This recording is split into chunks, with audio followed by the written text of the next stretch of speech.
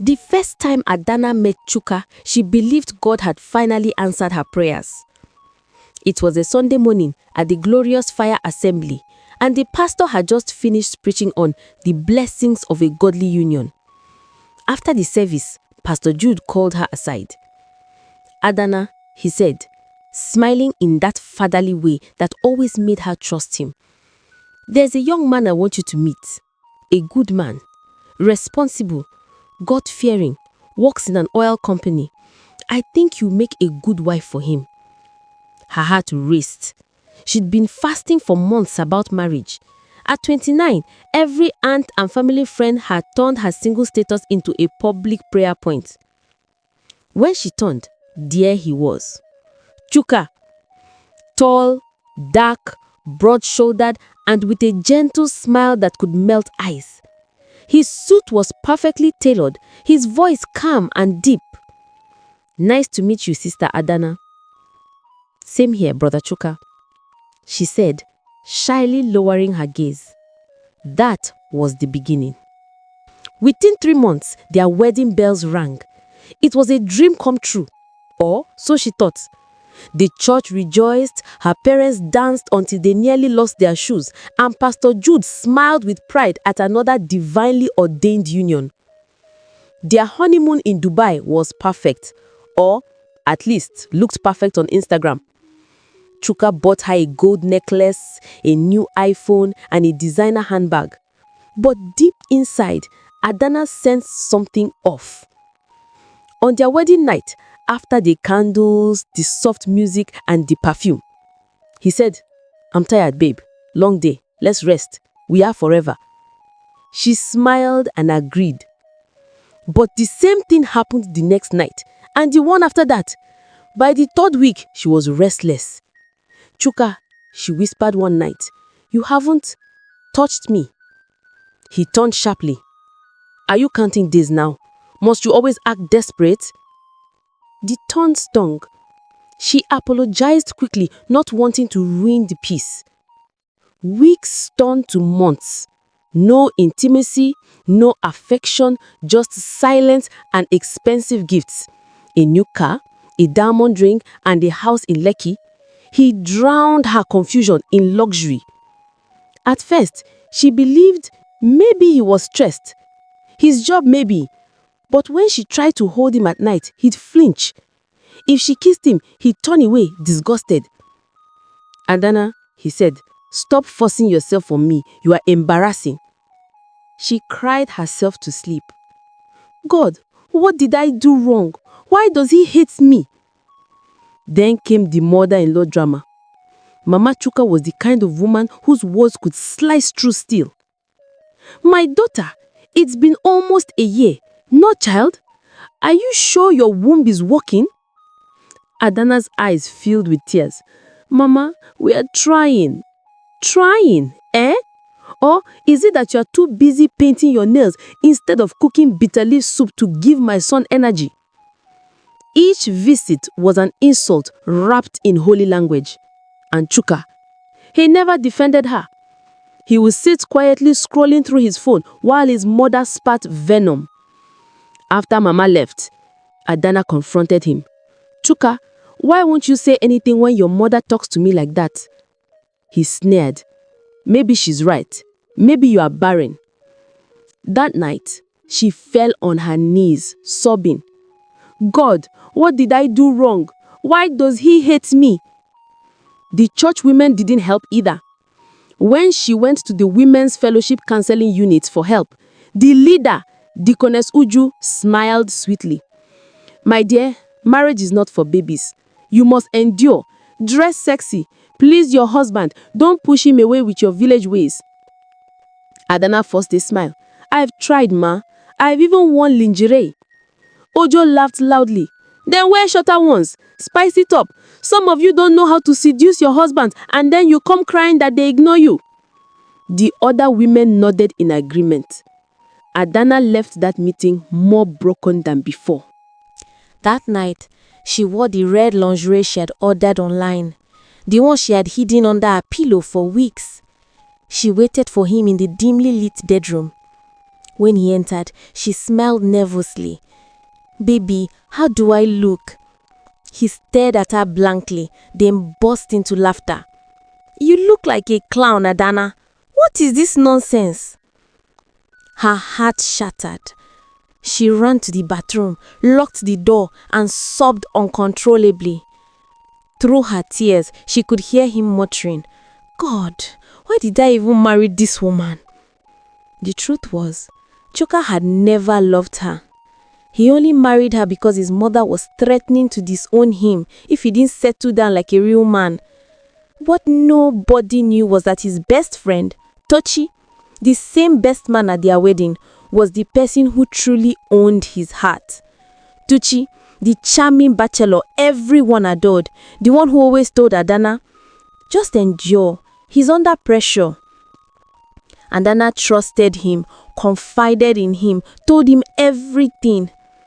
"Please, Tochi," she would cry over the phone. "He doesn't touch me. He insults me every day. What should I do?" And Tochi would sigh softly, his voice warm and deceptive. "He loves you, Adanna. He's just going through a lot at work. Give him time, please." But what she didn't know was that every phone call, Tochi would slip quietly into Chuka's apartment, the same house she was dying to make a home, and into his bed. The cracks were deepening. Adanna's once radiant smile had become hollow. The woman who used to sing in the choir now avoided church. Her dresses hung loosely on her frail body. At night, when she cried, Chuka would turn up the TV volume or walk out of the room.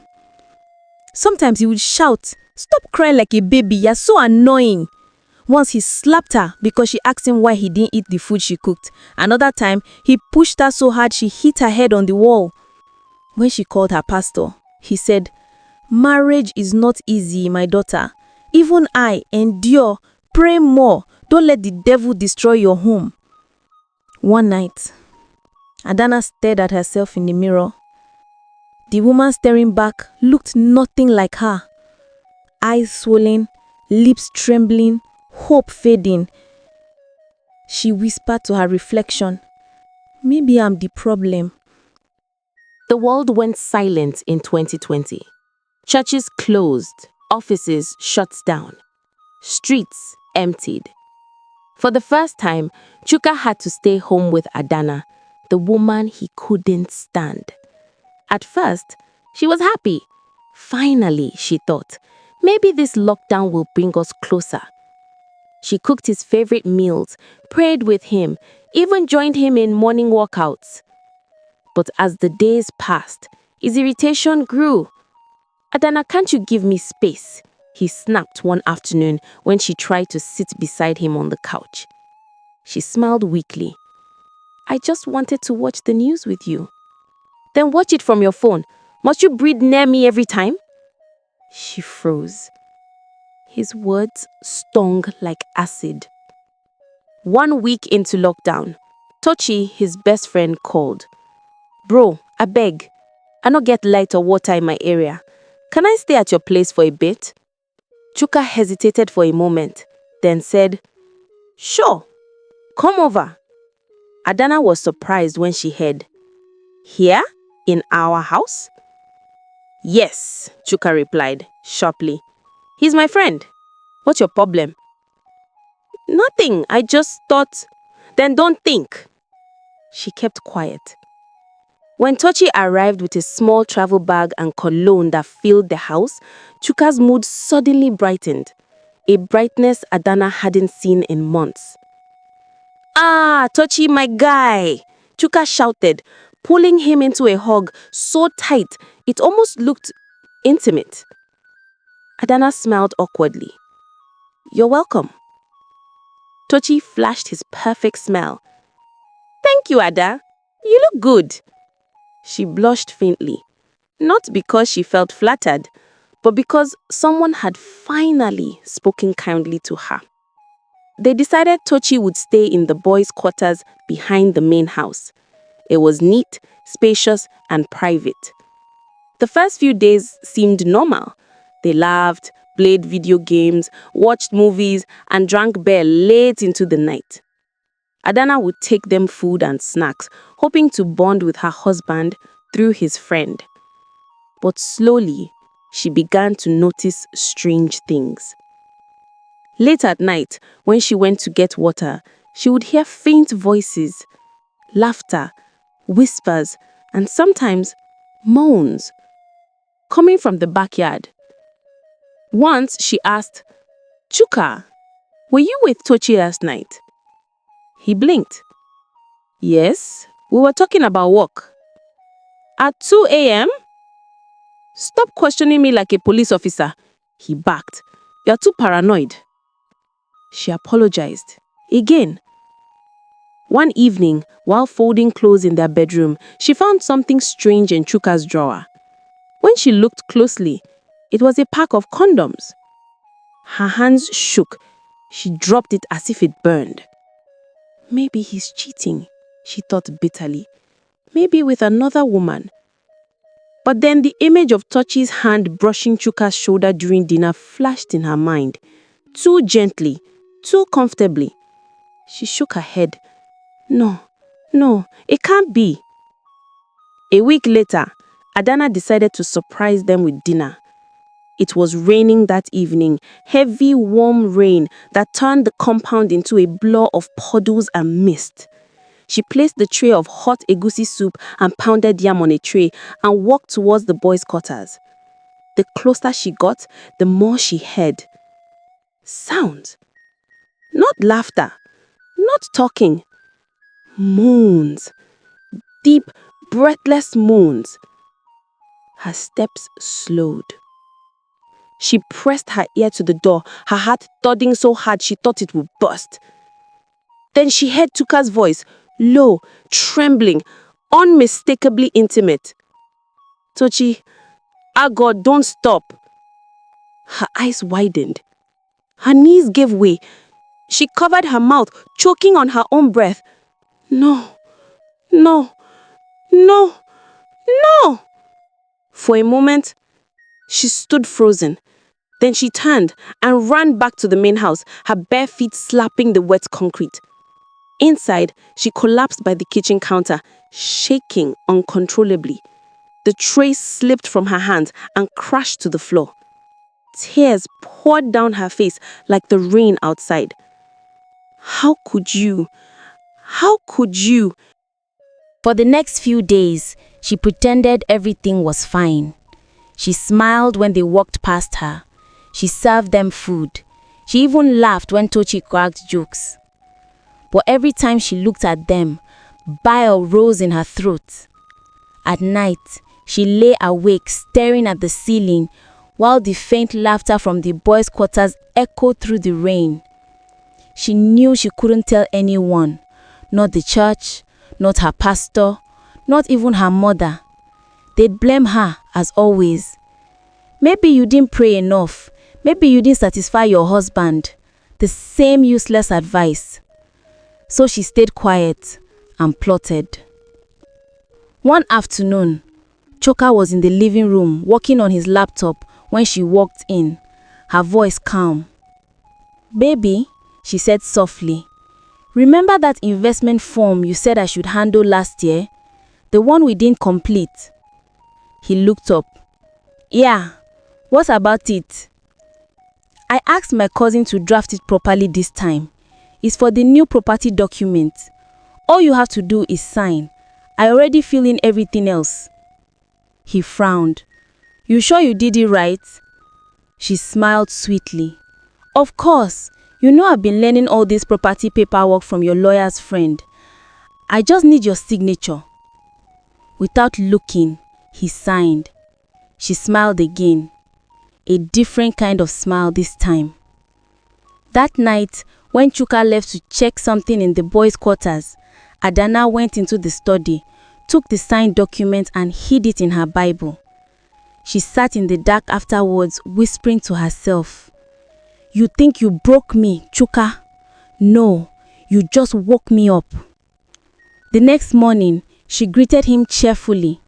He looked suspicious. "You are smiling too much lately. What is going on? Nothing, she said. I've just decided to be happy again. He shrugged. Good for you. She turned away so he wouldn't see the tear rolling down her cheek, not of pain this time, but of determination. In the following days, she started gathering evidence quietly. She set up a small phone camera near the backyard window. She knew what she was looking for. It didn't take long. One evening, while pretending to nap in the living room, she heard them go outside. She waited and waited, then checked her phone. There it was, the video. Clear, undeniable. Her husband, his best friend, together. She didn't cry this time. She simply whispered, "It's time." For days, Adanna could barely sleep. Every time she closed her eyes, the scene from the boys' quarters replayed in her mind. The bodies, the moans, the betrayal. But this time, she refused to cry. She woke up early each morning, cooked breakfast, and smiled as though nothing had happened. Chuka thought she had finally adjusted.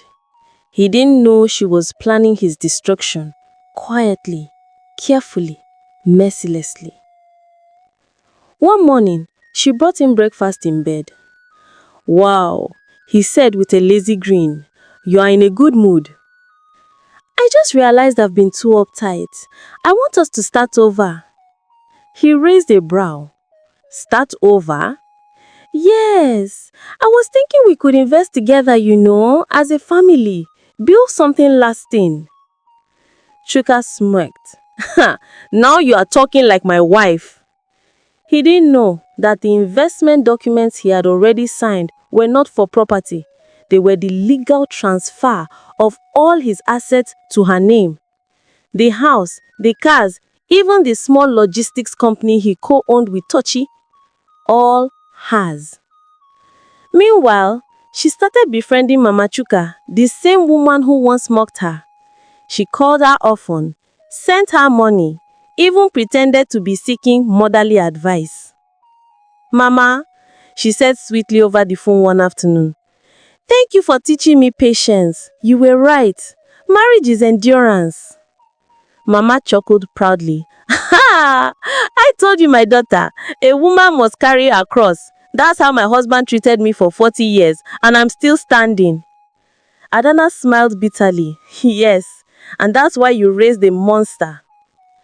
At church, she began showing up with her face glowing and a bright smile that made everyone whisper, "Ah, Sister Adanna and Brother Chuka have reconciled though." Pastor Jude was delighted. "Praise God! I knew prayer works. I told you the devil was trying to scatter your home." "Indeed, Pastor, the devil is very active in some men." He chuckled, not catching the double meaning.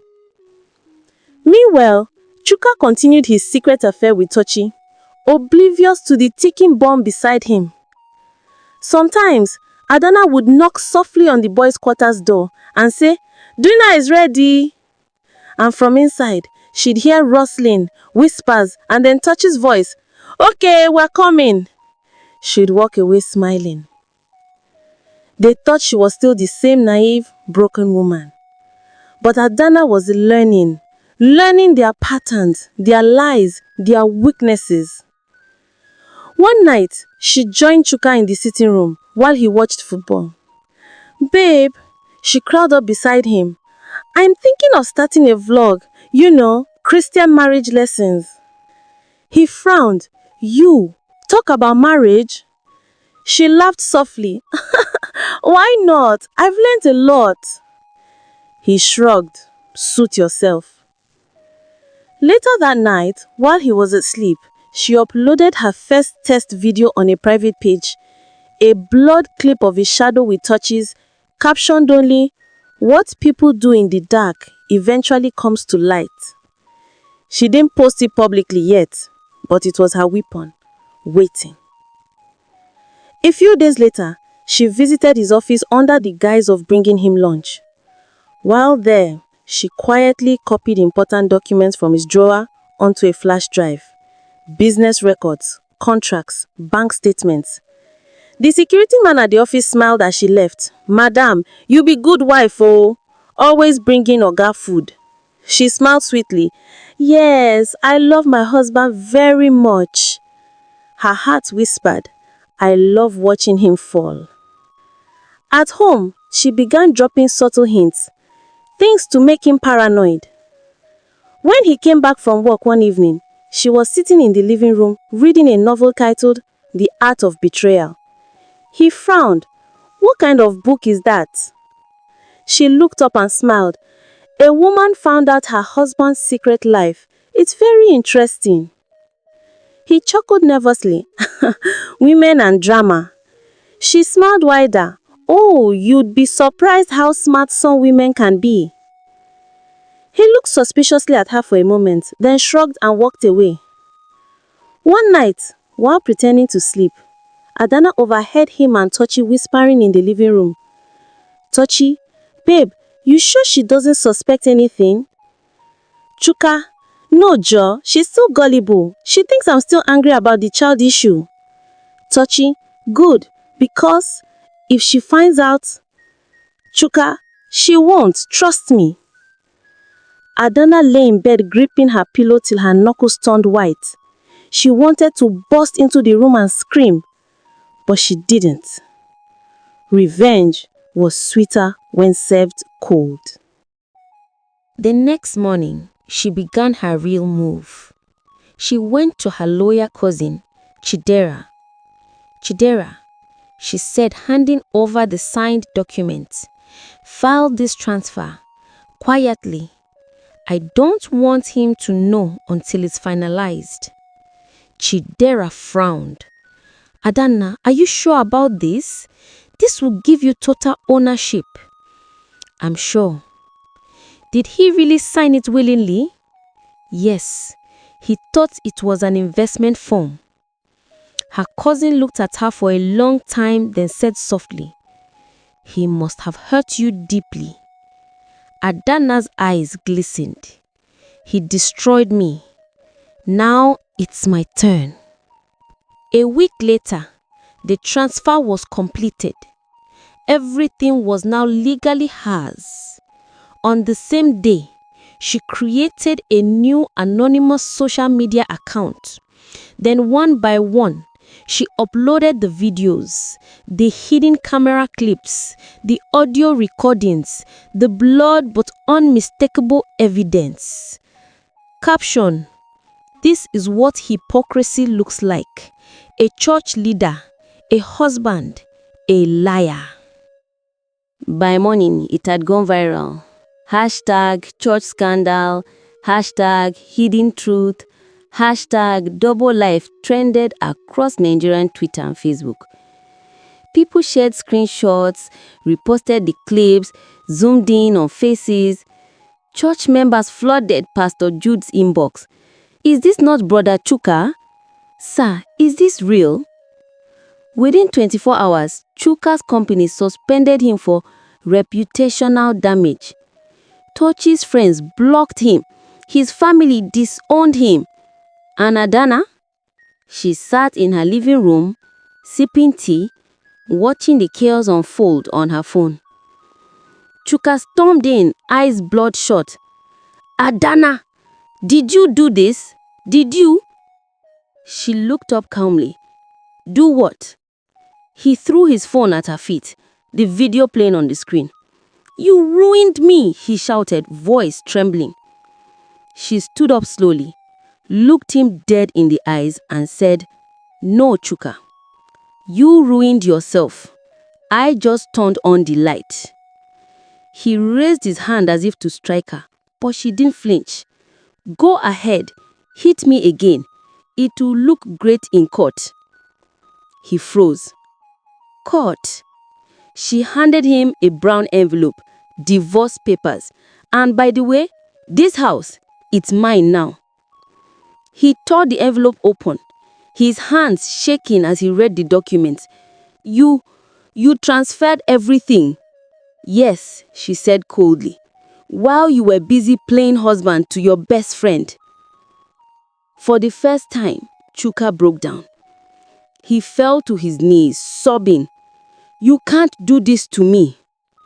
She looked down at him, the same man who once called her barren, useless, desperate. "Get out of my house, Chuka." As he packed his things in silence, Mama Chuka arrived, wailing. "What is this I'm hearing, Adanna? Why would you disgrace my son like this?" Adanna smiled faintly. "Ask your son what he was doing in the boys' quarters." Mama gasped. "God forbid, lies, lies from the pit of hell. Check social media," Adanna said, turning away. When Mama saw the videos, she screamed. The neighbors came running. Some laughed, some whispered. The woman who once mocked Adanna for being childless now hid her face in shame. That night, Adanna stood by her window, the Lagos night breeze brushing her face. For the first time in years, she felt peace, a heavy, satisfied silence. She whispered into the darkness, "When I married you, Chuka, you took my innocence, my joy, my pride, and gave me pain. But today, I took it all back." The news spread faster than wildfire. By morning, everyone in the glorious fire assembly had seen the videos. The church WhatsApp group was on fire, messages flying in like gunshots. "Jesus, is that not Brother Chuka in the video? Ah, the same man who led prayers last Sunday? Whoa, and with his best man, this world has finished." Pastor Jude's phone wouldn't stop ringing. He sat in his office sweating, his Bible open in front of him, as though the pages could swallow the scandal. When his wife entered, holding her phone, she whispered, "Honey, this thing is everywhere. Even blogs have carried it. They are tagging the church name." He buried his face in his palms. "Father Lord, what kind of embarrassment is this?" That Sunday, the church was packed. People came not to worship, but to see. Whispers followed Adanna as she walked in, head high, wearing a white lace gown and no trace of shame. She still came. Ha! Fearless woman. Maybe she did it to destroy him. But Adanna didn't flinch. For the first time in years, she felt invisible chains fall off her shoulders. Pastor Jude climbed the pulpit, voice shaking. "Brethren, the devil is at work in our midst. We must pray against the spirit of immorality and deceit." Adanna folded her arms, smirking. "The devil didn't record your spirit-filled brother. Your brother did that himself." After service, women from the marriage counseling unit surrounded her. "Adanna, my dear," Deaconess Uju began softly, "you should have come to us instead of exposing your home." Adanna looked her straight in the eyes. "I did, remember? You told me to wear lingerie and cook better soup." The women froze. She smiled coldly. "Next time, counsel women to leave abuse, not endure it." And she walked away, heels clicking like victory drums. Meanwhile, Chuka's world crumbled. His phone wouldn't stop buzzing with insults. "Shame on you, man of God! You're a disgrace to your family. So this is what your Bible study group was really about?" His company terminated his contract. His friends ghosted him. Even Touchy's landlord threw him out after recognizing him from the video. The once confident men were now hiding like fugitives. When Chuka called Adanna, his voice was cracked and pitiful. "Ada, please, can we talk?" "About what? How to delete your past? Please, I'm begging you. I have nothing left. That makes two of us. Except I built my life back. You built lies." She hung up.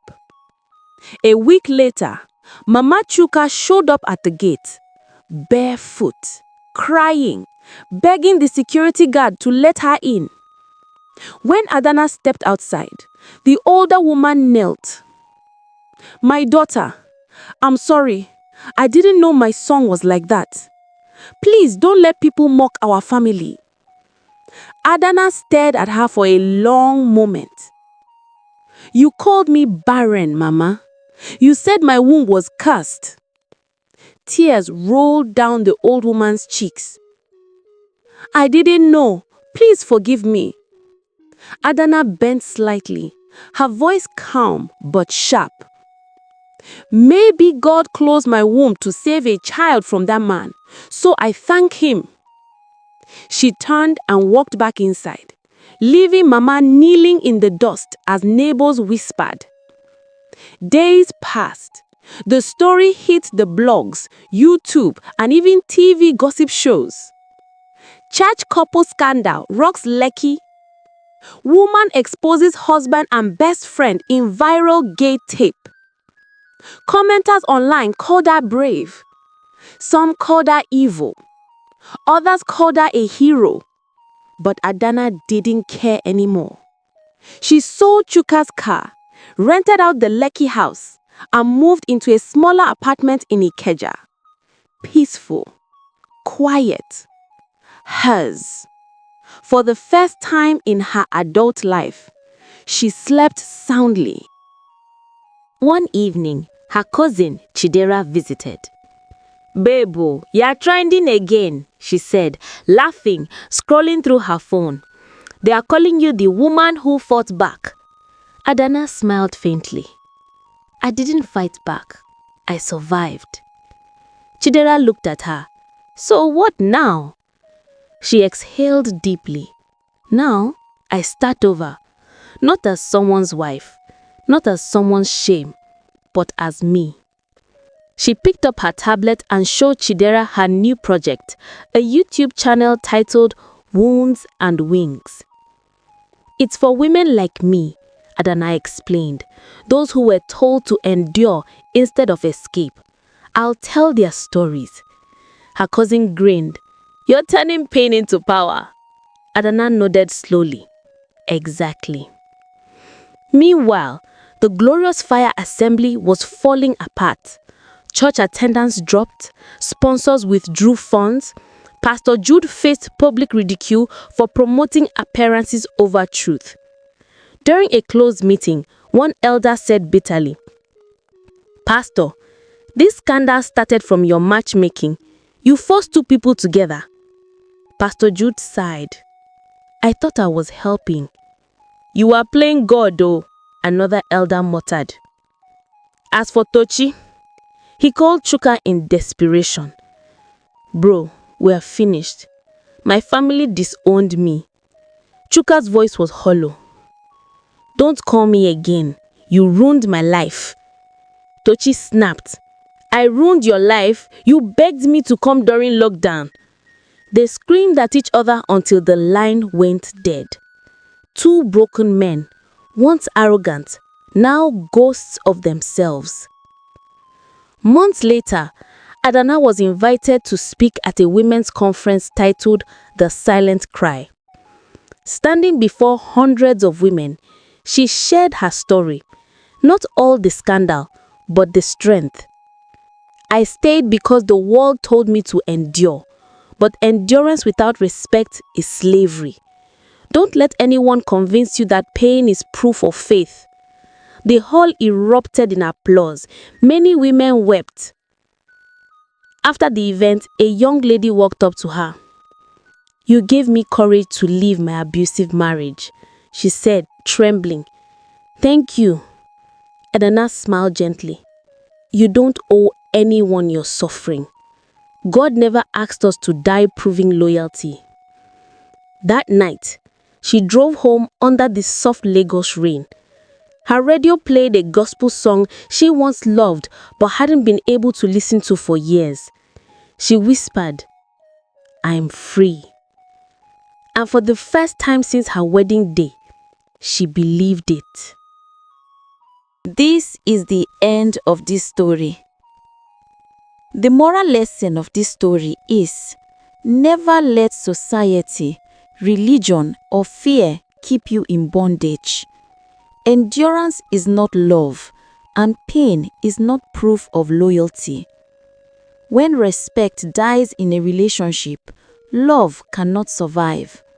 Your peace is worth more than public approval. Thank you so much for watching this powerful story. If you were touched by Adanna's story, don't forget to like, share, and subscribe for more inspiring African stories that open eyes and heal hearts. Remember, no matter what life throws at you, never stop choosing yourself, your peace, and your freedom. See you in the next story.